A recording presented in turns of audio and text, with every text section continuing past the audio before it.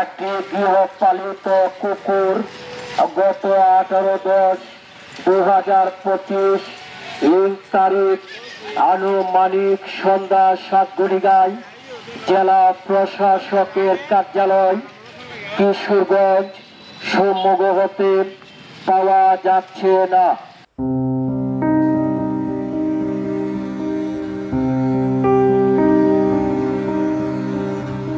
আমার বাসায় একটি গৃহপালিত কুকুর আজ বিগত 4 বছর ধরে লালন পালন করতেছে।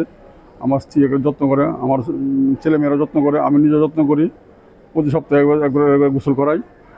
আর আমাদের এর খাবার ছিল আমাদের সাদা ভাত, ডিম, খাসির মাংস, ব্রয়লার মুরগি, বিভিন্ন কেক সামগ্রী, এগুলো তার খাওয়ানো হতো।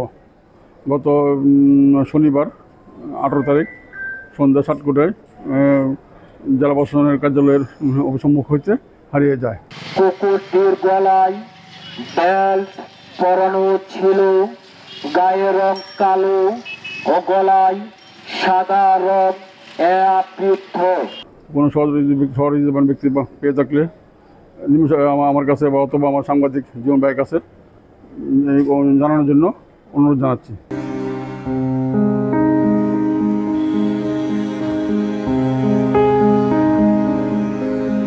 আমার কুকুরের গায়ের রং ছিল কালো, বুকে ছিল সামনে বুকে ছিল সাদা, আর সামনে 2 পা সাদা, পিছনে 2 পা কালো। গলায় বেল্ট ছিল, সবুজ কালার বেল্ট ছিল একটা। বেল্টের ঘুঙুর ছিল না, কিন্তু বেল্ট ছিল। আর আমার মেয়ে আনছিল, তার বান্ধবী বাসতে, তার বান্ধবী ছিল খরমপটি, শ্যামলের মেয়ে ছিল খরমপটি, বুলুবর ছিল শ্যামল, চাল ব্যবসায়ী। তার মেয়ে আমার মেয়ে বান্ধবী একই কলেজে পড়ে, মহিলা কলেজে পড়ে। সেই সময় তাকে বলছে আমি বাসায় কুকুর আছে, তুই নিয়ে যা। শ্যামলই বাসায় কুকুরটি দেওয়া যায়। তখন কুকুরটি ছিল অন্ধ অবস্থায়, বাচ্চা।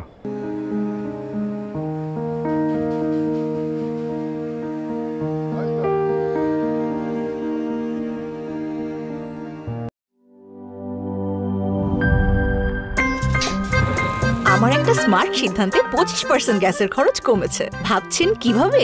সাধারণ গ্যাস স্টোভ বদলে আমি এনেছি আরএফএল গ্যাস স্টোভ। এর সাইন্টিফিক নজল ও ব্রাস বার্নার ক্যাপ সমানভাবে তাপ ছড়িয়ে রান্না করে দ্রুত। তাই গ্যাসও বাঁচায় 25%, টাকাও বাঁচে 25%। আরএফএল গ্যাস স্টোভ নিরাপদ ও গ্যাস সাশ্রয়ী।